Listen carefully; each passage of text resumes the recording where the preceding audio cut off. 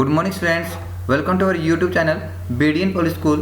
Today we are going to start the second video class of chapter Air of 7th class Geography. ठीक है, जो first topic रहेगा हमारा आज का स्ट्रक्चर ऑफ द एटमॉस्फेयर. ठीक है, यानी कि जो हमारा एटमॉस्फेयर है उसका जो स्ट्रक्चर है वो कैसा है. ठीक है, our atmosphere is divided into 5 layers starting from the earth surface. यानी कि जो हमारा एटमॉस्फेयर है, वातावरण है, वो 5 लेयर्स के अंदर यानी कि 5 सतहों के अंदर बांटा हुआ है. ठीक है, उसको बांट रखा है 5 लेयर्स के अंदर. ठीक है, और जो पहली लेयर स्टार्ट होती है वो स्टार्ट होती है हमारी पृथ्वी के सतह से. ठीक है, जो सरफेस है हमारी पृथ्वी का, वहाँ से वो लेयर है वो शुरुआत होती है उसकी. ठीक है, these are troposphere, stratosphere, mesosphere, thermosphere and exosphere की जो 5 लेयर्स हैं हमारी एटमॉस्फेयर की, वो कौन सी हैं. ठीक है, वो है, देखो आप इस फिगर के माध्यम से देखो, ये हमारी पृथ्वी की सतह है. ठीक है, यहाँ आपको ये माउंट एवरेस्ट, ठीक है, ये दुनिया की सबसे ऊंची चोटी है, वो दिखाई दे रही है. ठीक है, तो सबसे पहली जो लेयर है हमारे एटमॉस्फेयर की, वातावरण की, जो पृथ्वी की सतह से शुरू होती है, वो है ट्रोपोस्फियर.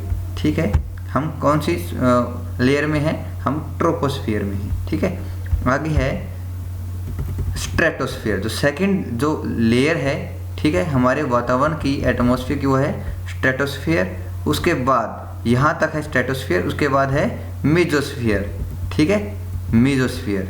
अब मेसोस्फियर से आगे है थर्मोस्फियर और लास्ट है एक्सोस्फियर. ठीक है, ये जो आपको याद करने हैं. ठीक है, और जैसे इनका क्रम है, ठीक है, उसी के अनुसार आपको याद करने हैं कि पहले कौन सी आती है, दूसरे नंबर पर कौन सी आती है और तीसरे नंबर पर कौन सी आती है. ठीक है, तो एक नंबर का क्वेश्चन यहाँ पर कई बार पुट कर लेते हैं कि जो एयरप्लेन है वो कौन सी लेयर के अंदर उड़ान भरते हैं. तो आपको याद रखना है स्ट्रेटोस्फियर के अंदर जो एयरप्लेन है, हमारे जहाज हैं, वो उड़ते हैं. ठीक है, उससे ऊपर तो और भी जो लेयर है हमारी पृथ्वी की, वातावरण की, एटमॉस्फेयर की, वो पाई जाती हैं. ठीक है, तो ये आपको याद रखना है. तो अब हम ये जो डिफरेंट लेयर हैं, ठीक है, इनके हम अलग अलग से हर एक का क्या करेंगे, थोड़ा सा डिस्क्रिप्शन पढ़ेंगे. ठीक है, इनका वर्णन पढ़ेंगे.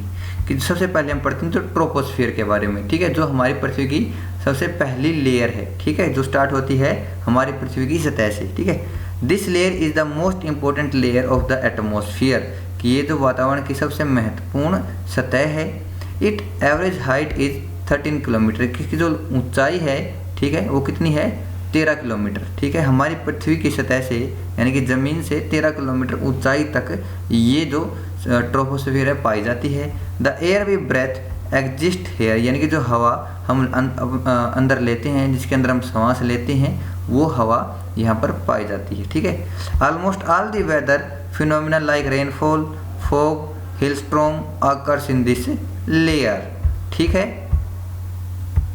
यानी कि जितनी भी मौसमी गतिविधियां हैं, ठीक है, वो यहीं पर होती हैं. जैसे कौन सी, रेनफॉल, बारिश का होना. ठीक है, फॉग यानी कि धुंध, हिल स्ट्रॉम यानी कि जो मूसलाधार बारिश होती है वो. ठीक है, ये जो सारी जो घटनाएं हैं, ठीक है, जो फिनोमिना हैं, वो इसी लेयर के अंदर होते हैं. ठीक है, ट्रोपोस्फियर के अंदर. ठीक है, और ये कितनी ऊंचाई पर है, हमारी सतह जो ज़मीन की सतह से 13 किलोमीटर ऊंचाई तक ये पाई जाती है. ठीक है, आप फिगर में देखोगे हमारी ज़मीन से 13 किलोमीटर ऊंचाई तक ये पाई जाती है. ठीक है, अब जैसे हमारा माउंट एवरेस्ट है, इसकी ऊंचाई है 8,848 कुछ. ठीक है, तो इसके कुछ किलोमीटर और ऊपर तक ये जो पाई जाती है. ठीक है, ट्रोपोस्फियर. और इसके अंदर जो घटनाएं हैं, फिनोमिनाएं हैं जो होते हैं, मैंने आपको बता दिया. उसके बाद आती है स्ट्रेटोस्फियर. ठीक है, ट्रोपोस्फियर के बाद आती है स्ट्रेटोस्फियर. ठीक है, इसकी जो ऊंचाई है वो थोड़ी सी ज़्यादा ही होती है. ठीक है, देखो stratosphere, above the troposphere lies the stratosphere, यानी कि ट्रोपोस्फियर के ऊपर क्या आती है, स्ट्रेटोस्फियर आती है. It extends up to a height of 50 kilometre, यानी कि इसकी जो ऊंचाई है, ठीक है, वो कितनी है, 50 किलोमीटर है. ठीक है, यानी कि ट्रोपोस्फियर से स्ट्रेटोस्फियर, ठीक है, कितने ऊंचा है, 50 किलोमीटर और ऊपर है. ठीक है, इसी के अंदर हमारे जहाज हैं वो उड़ान भरते हैं, जैसा मैंने पहले आपको बताया था. This layer is almost free from clouds and associated weather phenomena, यानी कि जो ये लेयर है, ठीक है, इसके अंदर ना तो क्लाउड्स होते हैं, ठीक है, यानी बादल नहीं होते, फ्री फ्रॉम क्लाउड्स, या फिर जो मौसमी जो घटनाएं हैं वो भी इतनी ज़्यादा इस लेयर के अंदर नहीं होती।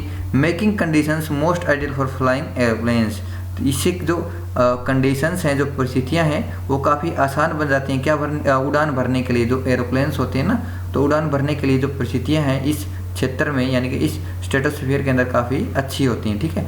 आपने कई बार मूवीज़ वगैरह के अंदर देखा होगा कि जो जहाज़ हैं वो उड़ रहे होते हैं, फिर अचानक से बिजली कड़कती है और मौसम ख़राब हो जाता है, ठीक है। तो वो जो जहाज हैं वो कम ऊंचाई पर उड़ रहे होते हैं, ठीक है, स्ट्रेटोस्फीयर के अंदर वो नहीं उड़ रहे होते, ठीक है, उनकी ऊंचाई थोड़ी सी कम होती है, और ऊंचाई कम होने के कारण वो कौन सी लेयर में आ जाते हैं, वो आ जाते हैं आपके ट्रोपोस्फीयर के अंदर, जहाँ पर सारी मौसमी गतिविधियाँ होती हैं, ठीक है, इसलिए आपने वहाँ पर ऐसा देखा होगा, ठीक है। ये मत सोचना कि सर तो बोल रहे हैं कि जहाज ऐसी जगह पर उड़ते हैं जहाँ पर कोई मौसमी घटनाएं नहीं होती, यानी कि स्ट्रेटोस्फीयर के अंदर उड़ते हैं, लेकिन हमने तो मूवीज में देखा कि बादल भी गरजते हैं, बिजली भी कड़कती है, ठीक है। तो एक ना एक तो कुछ या तो फिल्म वाले झूठे हैं या फिर सर झूठे हैं, ठीक है, ऐसा नहीं है।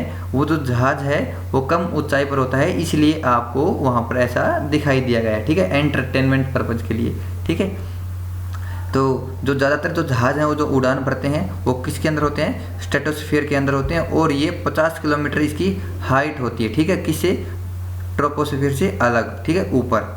आगे है, one important feature of stratosphere is that it contains a layer of ozone gas, कि जो सबसे महत्वपूर्ण जो फीचर है स्ट्रेटोस्फीयर का वो क्या है, ओजोन लेयर इसके अंदर आती है, ठीक है, जो हम बोलते हैं ना ब्लैंकेट ऑफ अर्थ, ठीक है, अर्थ का जो पृथ्वी का जो कंबल जिसको हम बोलते हैं, जो हमें बचाती है किससे, विभिन्न प्रकार के जो किरणें आती हैं जिनसे हमारा शरीर है वो झुलस सकता है, सूरज से आती हैं, उनसे कौन बचाता है हमें, ओजोन बचाती है, ठीक है, वो इसके अंदर पाई जाती है, किसके अंदर पाई जाती है, स्ट्रेटोस्फीयर के अंदर ही पाई जाती है, ठीक है। 1 मार्क्स में आपसे क्वेश्चन एग्जामिनर पुट कर सकता है।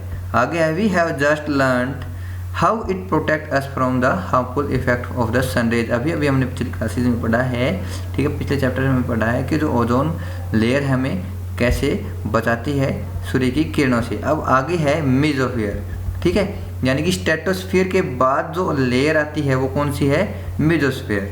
This is the third layer of the atmosphere, it lies above stratosphere, it extends up to height of 80 kilometre, यानी कि ये जो तीसरी सतह है हमारे वातावरण की, और इसकी जो ऊंचाई है वो कितनी होती है, 80 किलोमीटर, स्ट्रेटोस्फीयर से 80 किलोमीटर और ऊंचाई पर ये उपस्थित रहती है, ठीक है। आगे है, materials Burns up in this layer on entering from the space, यानी कि जो मेटेरियल्स हैं, ठीक है, जो हमारे स्पेस के अंदर, ठीक है, अंतरिक्ष के अंदर पाए जाते हैं छोटे छोटे पत्थर, ठीक है, उनको मेटेरियल्स बोलते हैं। कई बार आपने देखा होगा अपनी डेली लाइफ में कि आप बोलते हो कि देखो तारा टूट गया, ठीक है, वो तारा नहीं होता है, एक्चुअल में वो मेटेरियल्स होते हैं, छोटे छोटे पत्थर होते हैं, और जैसे जैसे वो हमारी पृथ्वी के नज़दीक आते हैं, ठीक है, हमारे पृथ्वी का जो गुरुत्वाकर्षण बल है, ठीक है, ग्रेविटेशनल फोर्स है, उसको अपनी तरफ खींच लेता है और पृथ्वी के ऊपर वो गिरने लगते हैं, और जैसे ही वो पृथ्वी के साथ गिरने लगते हैं, जब वो मेसोस्फीयर जो लेयर है हमारी पृथ्वी की उसके अंदर एंटर करते हैं, तो यहाँ पर आकर क्या होता है कि वो जलने शुरू हो जाते हैं, ठीक है, किसके कारण, हमारे वातावरण के कारण, ठीक है, वातावरण में जो गैसेज हैं उनके साथ उनका घर्षण होता है, ठीक है, फ्रिक्शन होता है, और घर्षण के फलस्वरूप वो क्या होता है, उनके अंदर आग लग जाती है, और जैसे जैसे वो थोड़ी सी नीचे हाइट तक आते हैं वो पूर्ण रूप से क्या हो जाते हैं, जल जाते हैं, बर्न कर जाते हैं, ठीक है।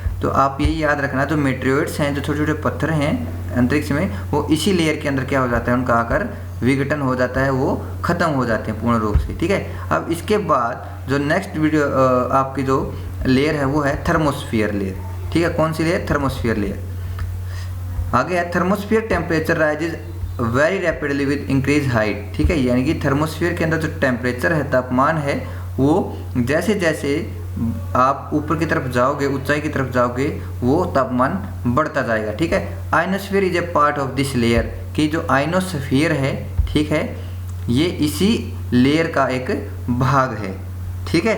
अब देखोगे आप, ये है थर्मोस्फीयर, मेसोस्फीयर के बाद ये है थर्मोस्फीयर, और थर्मोस्फीयर के अंदर क्या देखो, थर्मो, ठीक है, जैसे हम बोलते हैं थर्मल, ठीक है, यानी कि ये तापीय गतिविधियों से संबंधित एक शब्द है। ठीक है, इससे आप अंदाज़ा लगा सकते हैं कि इसके अंदर क्या होता है। जैसे जैसे हम ऊंचाई की तरफ जाएंगे, यहाँ से यहाँ इसका तापमान यानी कि हमारे वातावरण का तापमान है वो बढ़ता जाएगा। ठीक है, और इसके अंदर एक और जो लेयर है आयनोस्फीयर भी इसी के अंदर होती है। ठीक है, यहाँ पर ये बताया गया है। आगे देखो, it's extends up to 80 to 400 kilometre, यानी कि जो इसकी ऊंचाई है वो 80 से 400 किलोमीटर तक रहती है। This layer helps in radio transmission, यानी कि जो ये लेयर है, ये जो सतह है, किस में मदद करती है, हमारी रेडियो ट्रांसमिशन के अंदर मदद करती है। ठीक है, जितने भी हमारे फ़ोन कॉल्स हैं, ठीक है, आयनोस्फीयर के थ्रू ही वो पॉसिबल हो पाते हैं। ठीक है, इसी के लेयर के कारण वो पॉसिबल हो पाते हैं। In fact radio waves transmitted from earth are reflected back to the earth by this layer, यानी कि जो रेडियो वेव्स होती हैं, ठीक है, तरंगे होती हैं, वो इस लेयर से, ठीक है, पृथ्वी की इस लेयर से वापस रिफ्लेक्ट करके हमारी पृथ्वी के ऊपर भेज दी जाती हैं। ठीक है, ये इसी के अंदर आयनोस्फीयर होता है, ये आयनोस्फीयर का ही काम है। ठीक है, आगे है एक्सोस्फीयर, यानी कि जो सबसे बाहरी सतह है हमारी पृथ्वी की, उसको क्या बोलते हैं, एक्सोस्फीयर बोलते हैं। The upper most layer of the atmosphere is known as exosphere, यानी कि जो सबसे ऊपर वाली जो सतह है हमारे वातावरण की, उसको एक्सोस्फीयर बोलते हैं। This layer has very thin air, इस लेयर के पास बहुत ही कम, ठीक है, या फिर पतली पट्टी है किसकी, हवा की, इसके अंदर हवा की बहुत सी ज़्यादा कमी है। लाइट गैसेज, यानी कि जो हल्की गैसेज जैसे हीलियम और hydrogen float into the space from here. ठीक है, यानी कि जो हल्की गैसेज हैं वो यहाँ पर रहती हैं। ठीक है, यानी कि स्पेस से यहाँ पर फ्लोट करने लग जाती हैं, तैरने लग जाती हैं, क्योंकि ये हल्की होती हैं। अब आपको पता है कोई भी चीज़ हल्की है तो वो ज़्यादा, जैसे अब गुब्बारा आप ले लो, ठीक है, गुब्बारे के अंदर क्या होते हैं, हीलियम गैस होती है। ठीक है, और अगर हम, ठीक है, उसको छोड़ दें तो क्या होगा, वो ऊपर की तरफ जाएगा। ठीक है, क्यों, क्योंकि ये हल्की चीज़ है और हल्की चीज़ हमेशा ऊंचाई पर ही जाकर स्थिर होती है। ठीक है, यहाँ पर ये बताया है। तो जो गैसेज हैं ये हल्की हैं, हीलियम और जो हाइड्रोजन है, ठीक है, तो ये ऊंचाई पर जाकर, यानी कि जो सबसे ऊंची जो हमारी लेयर है, सतह है, एक्सोस्फीयर, वहाँ पर फ्लोट करती हैं। ठीक है, तो जो आज का ये आपका टॉपिक है, हम सिर्फ इसी टॉपिक को ही कवर करेंगे। तो नेक्स्ट जो वीडियो क्लास है आपकी जल्दी ही आएगी। तो आज की वीडियो क्लास में इतना ही। अगर आपको हमारी वीडियो अच्छी लगी तो लाइक कीजिए, शेयर कीजिए और हमारे चैनल को सब्सक्राइब कीजिए। Thank you.